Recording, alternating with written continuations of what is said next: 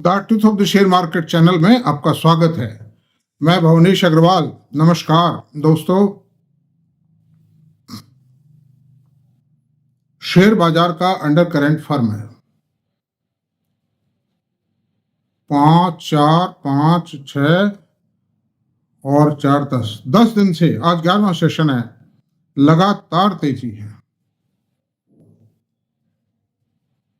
Bottom level से market recover करता चला जा रहा है। करीब 40% की इन ऑल बॉटम लेवल से रिकवरी हर सेक्टर इंडेक्स में आ चुकी है। निफ्टी में भी आ चुकी है, निफ्टी नेक्स्ट 50 में आ चुकी है, निफ्टी बैंक में आ चुकी है, और इवन आईटी सेक्टर जो बंबई की जो ट्रम्प साहब की झंझावत है उसमें फंसा हुआ है, अनिश्चितताओं के दौर में फंसा हुआ है, उसके बावजूद उसमें भी 5% की आ चुकी है। और निफ्टी आईटी का जो आरएसआई है वो करीब 32.33 है इस वक्त। ये इस बात का सबूत देता है कि Nifty IT is oversold. F&O के अंदर इस ओवरसोल्ड टेरिटरी में है, और इस ओवरसोल्ड टेरिटरी के कारण अब कोई भी गिराने की कोशिश करेगा वो फंस जाए। इसलिए धीरे धीरे कवर कर रहे हैं, लेकिन बाइंग भी आ रही है। जैसे कल साइंट के अंदर मोतीलाल ओसवाल ने 5 लाख शेयर खरीदे हैं, 15% खड़ाक दे एक दिन में तेज हो गया। अब इस तरह के ही खटाके होंगे, क्योंकि ये जो लेवल्स है ना, ये शेयरों के बॉटम लेवल हैं। जो कुछ धमाके होने थे, जो कुछ मिसाइलें चलनी थी, प्रहार होने थे, बम फूटने थे, वो फूट फाट गए। अब तो फटाके फूटेंगे खुशी के। मैं बहुत ज्यादा तेजी में नहीं हूं, मैं बहुत बैलेंस्ड आदमी हूं। मैं कोई आपको जोश में नहीं लाना चाहता हूं। आप जो कुछ करें बहुत समझ के करें, सोच समझ के करें। मैंने जितने, ये मेरा जो चैनल है ये एजुकेशन एंड ट्रेनिंग का चैनल है। मैं स्मॉल इन्वेस्टर को ट्रेनिंग देता हूं, टिप देने का काम नहीं करता हूं। I have made this channel only to educate and train the small investor and to save him from cheating and जो भी लॉसेस। फटाफटी में आपने किसी टिप के आधार पर माल खरीद लिया और सारा पैसा उसमें लगा दिया, आप ठगी में आ गए। मतलब कोई माइक्रो शेयर खरीद लिया, लुट गए। मतलब कई आते हैं मोबाइल पे, कई खबरें आती हैं, ये 4 रुपए का शेयर 4,000 रुपये हो जाएगा, 400 रुपये हो जाएगा। इसमें ये खास बात है, अरे 4 रुपये रहता ही नहीं। इतना कौन सा भोला आदमी है जो 400 रुपये होने वाले माल को 4 रुपये में दे जाएगा? कोई भी नहीं है इतना सीधा। इन्वेस्टर को तो छाछ ही मिलती है पीने को हमेशा, लेकिन छाछ भी अगर आपने सही तरीके से ले ली तो वो मक्खन का काम करेगी। इन्वेस्टर कमाई सिर्फ करता है उस शेयर के मीडियम और लॉन्ग टर्म में होल्ड करके, provided there is a growth in the company, growth momentum continues in the company. तो अब जो बुद्धिमान लोग हैं, जो बहुत सुपर इंटेलिजेंट हैं, बड़ी तसल्ली वाले आदमी हैं, वो बाजार में ताक लगाए देखते रहते हैं, और वो ये देखते हैं कि ऐसा कौन सा सेक्टर है जो मट्टी पड़ा है, जिसके शेयर प्राइसेज कारण कुछ भी हो, जिसकी शेयर प्राइसेज बॉटम पर आ चुकी हैं, टूटा पड़ा है, और इसको बढ़ना ही बढ़ना है। हर शेयर बढ़ता है। जमा हुआ शेयर जो कंपनी चलती रहेगी, अच्छे घराने की है, और मान लो किसी सीजनल सिक्लिकल रीजन से वो बॉटम प्राइस पर आ गई है, उसको आगे चल के बढ़ना ही बढ़ना है। कोई नहीं रोक सकता उसको। सिक्लिकल इन्वेस्टर कहता हूं मैं उनको। That is a sort of cyclical investor and they are work in cyclical shares. हर शेयर सिक्लिकल है वैसे तो। क्या आईटी जैसे शेयर जो है, एफएमसीजी, हिंदुस्तान लीवर, नेस्ले जैसे शेयर जो सिक्लिकल है, ठंडे पड़े, जो कि best quality shares of the market है, नेस्ले और हिंदुस्तान यूनिलीवर या आईटी के शेयर जो हैं, they are lying cool because a cyclicality has emerged in these shares, and the shrewd investors, the super intellectual, well experienced intellectual from second generation of the investor, जिनके परिवारों में second generation internet चल रहा है, वो इन शेयरों को धीरे धीरे पकड़ लेते हैं। मेरी रिकमेंडेशन नहीं दोस्तों, मेरा चैनल रिकमेंडेशन के लिए नहीं है। I will not be responsible for any loss or profit. मेरा काम लॉस और प्रॉफिट करवाना नहीं है। मेरा तो आपको सक्षम बनाने का काम है, ताकि आप इस बाजार के अंदर जो एडवर्स से एडवर्स सर्कमस्टेंसेज में, उसमें हिम्मत बनाए रखें, अच्छी क्वालिटी के शेयरों में आप इन्वेस्टमेंट करें। मैं यही काम कर रहा हूं। और मैंने यही काम किया आज तक। तो अब जैसे उन्होंने देख लिया, एक वक्त था, ये बात है सन 16-17 की, उस वक्त टाटा स्टील का जो शेयर था, टाटा स्टील में बहुत जबरदस्त प्रॉब्लम चल रही थी। जो टाटा स्टील यूरोप जो कंपनी थी, इतनी भारी प्रॉब्लम थी, टाटा स्टील का शेयर 230-40 रुपए आ गया। 10 फेस वैल्यू का शेयर, अभी 1 फेस वैल्यू पर है ये, 10 फेस वैल्यू का शेयर 230-40 रुपए पे आ गए सर। अब धीरे धीरे करके जब कोरोना काल के अंदर इसमें तेजी खाई से सन 2021-22 में, तो ये शेयर 1550 रुपए तक चला गया था 10 फेस वैल्यू का।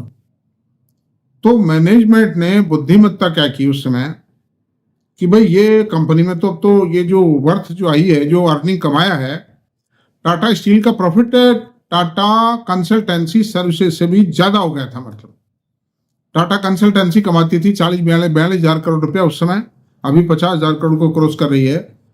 और टाटा स्टील ने कमाना शुरू कर दिया 50 हजार करोड़ रुपए साल उस समय। और टाटा स्टील का सारा बहुत कुछ कर्जा चुका है उस समय कमाई से। उस समय टाटा स्टील प्राइसेज में बहुत ज्यादा तेजी आई थी उस समय, क्योंकि दुनिया की फैक्ट्रियां बंद हो गई थी, प्रोडक्शन में थी नहीं, और एक पेंट अप डिमांड क्रिएट हो गई थी, जो भी रीजंस थे। लेकिन स्टील कंपनियों के सारे पाप धुल गए थे। तो लेकिन मैनेजमेंट ने देखा कि भाई ईपीएस जो आई है ये तो गिरेगी अब, क्योंकि steel prices are bound to go down, these prices are not maintainable. और आई वो ने स्टील की प्राइसेज में गिरावट आई वो। तो उन्होंने सबसे बड़ी बुद्धिमत्ता क्या की कि 10 फेस वैल्यू के शेयर को 1 फेस वैल्यू में स्प्लिट कर दिया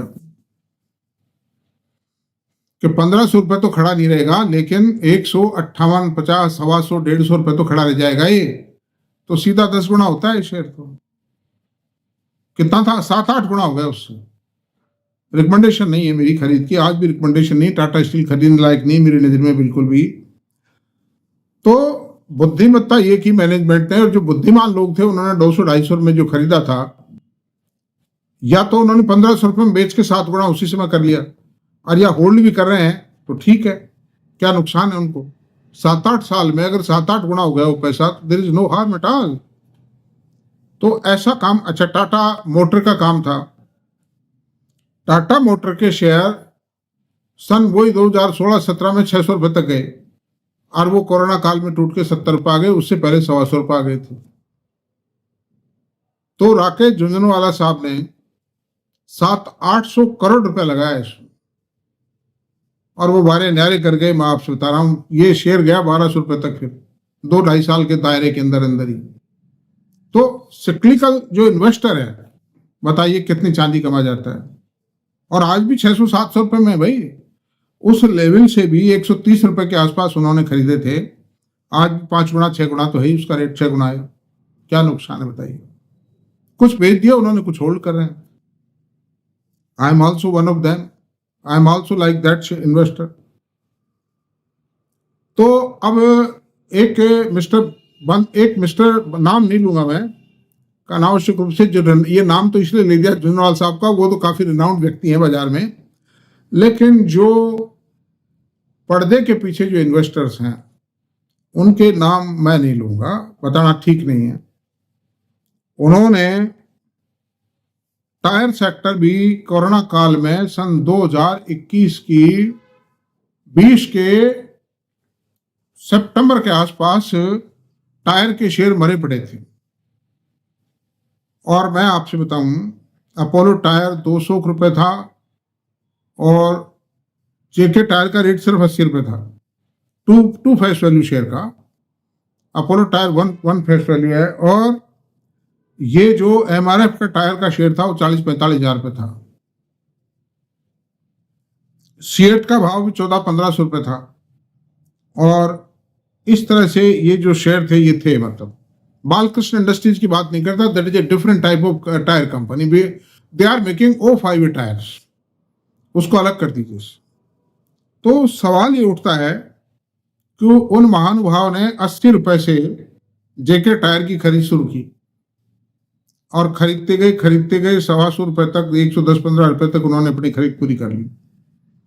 तो पहले तो 145-50 रुपए तो शेयर उसी समय हो गया, वो टूट करके 110 रुपए वापस आया। वो बंदा हिला भी नहीं, लाख करोड़ों शेयर थे उसके पास। मालूम था 10-12 हजार करोड़ का टायर बेचने वाली कंपनी, बनाने वाली, बेचने वाली कंपनी, जिसके दुनिया भर के ओरिजिनल इक्विपमेंट मैन्युफैक्चररों से टाई अप्स हैं, ये कंपनी कहाँ जाने वाली है? टू पेड अप शेयर है, वो टायर शेयरों के मुकाबले तो बहुत सस्ता है, 5-6 के पी रेशियो मिल रहा है।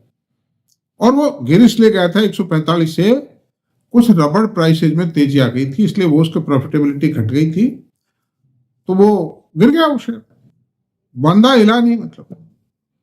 और एमआरएफ टायर में भी हिले नहीं लोग जिनके पास थे। 75-80 हजार रुपए का भाव पहुंच गया था एमआरएफ टायर का।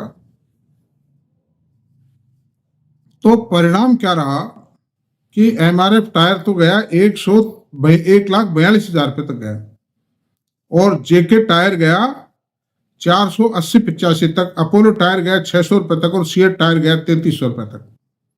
तो टायर कंपनियों में जबरदस्त बूस्ट आया, टायर की प्राइस, रबड़ की प्राइसेस गिर गई और टायर कंपनीज का प्रॉफिट बढ़ गया। और इन रेटों में वो जो बुद्धिमान लोग थे वो ठोक गए माल।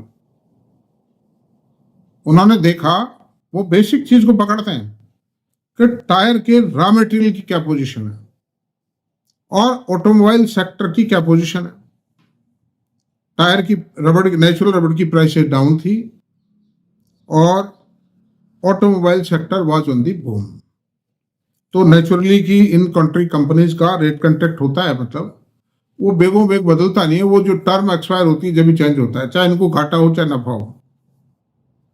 तो टायर प्राइसेज इस तरह से जब बूम की उन्होंने, नेचुरल रबड़ की प्राइसेज जब बढ़ने लगी, वो सारा माल ठोक गई, मार्क्स उतारा। 1,40,000, 45,000, 38,000 रुपए, 30,000 रुपए के अंदर तो उन्होंने हमारे टायर ठोक दिया और जेके टायर को ठोकना शुरू किया। तो आप अंदाज लगा लीजिए 3-2.5-3 साल में 80 रुपए के शेयर को जो आदमी 450-500 रुपए में बेच रहा है, उसका प्रॉफिट का अंदाज लगा लीजिए आप। तो ये जो टिप फिप है ना, ये सब बेकार की बात है। रिसर्च इस तरह से कीजिए बाजार में कि आपको बहुत लंबे प्रॉफिट हो और रिस्क फैक्टर बहुत कम। आज मान लीजिए, अब जैसे अभी मैं बात बताता हूं, जेके टायर का शेयर जो है अभी 284 रुपए है, वो ताक लगाए बैठे हैं। नेचुरल रबड़ की जो प्राइसेस हैं, मैं आपसे बताता हूं, नेचुरल रबड़ की प्राइस, मेरी रिकमेंडेशन नहीं है दोस्तों, ये ट्रेनिंग है, एजुकेशन है ये।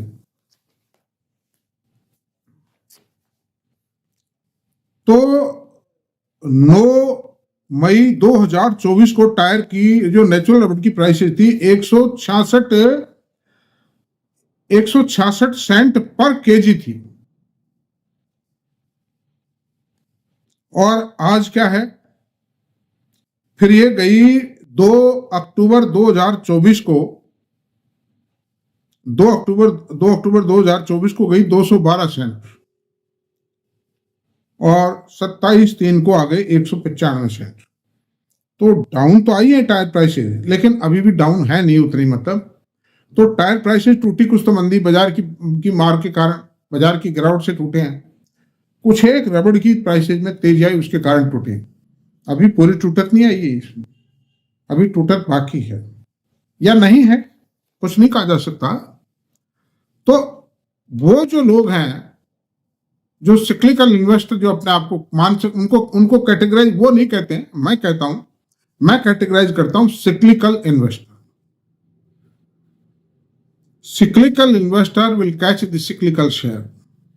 लपक लेगा वो जब जेके टायर का रेट 250 रुपए के नीचे आ जाएगा ना, वो आदमी 200, 500, 1000 शेयर डेली खरीदेगा, या हर 2-3% की डाउनफॉल पे खरीदेगा वो, और खरीदता चला जाएगा 150, 250 तक गिरने। तो क्या चिंता है? कोई और आदमी हो तो बर्बाद का गालियां देगा बताने वालों को भी कि मरवा दिया, मैं तो मर गया 10-5 दिन बाद ही। तो लेकिन वो बैठा था, उसे मालूम है कि जेके टायर की फैक्ट्री बंद नहीं हो सकती, जेके टायर के टाई अप्स हैं, जेके टायर के रेट कॉन्ट्रैक्ट हैं, जेके टायर रिप्लेस मार्केट में बिकता है।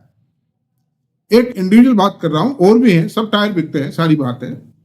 एमआरएफ का टायर जिसके पास में ब्याज ही इतना आता है पूछो मत, यानी रिजर्व इतने हो गई।